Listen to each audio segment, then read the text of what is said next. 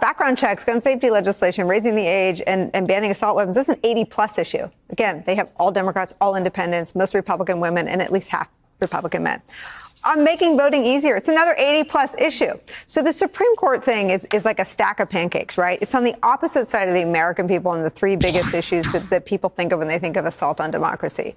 Then they've got a crappy ethics code, right? It's less than every other federal judge, which the public is just understanding. And then the crummy code they have, they don't abide by. So it's this tall stack oozing with butter and syrup that says we don't give a you-know-what about you.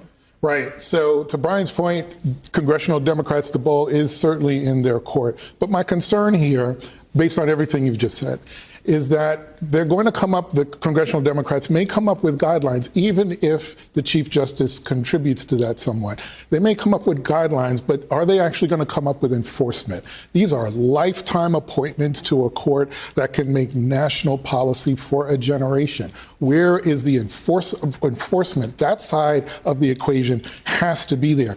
I would also add, you know, in these questions about embarrassment and the low poll numbers for the public sentiment toward the court, my somewhat cynical response is they don't care because they got exactly what they want. And if I zoom out a little bit, what I mean by that is for decades, conservatives have funded the intellectual and scholarly framework and platform for all of the policies that they want to implement, including the people who will implement it at every level of government. Democrats have done the same thing, not quite as good at it, but and hasn't really stuck to the same ideology in the same way. But conservatives are fantastic at that.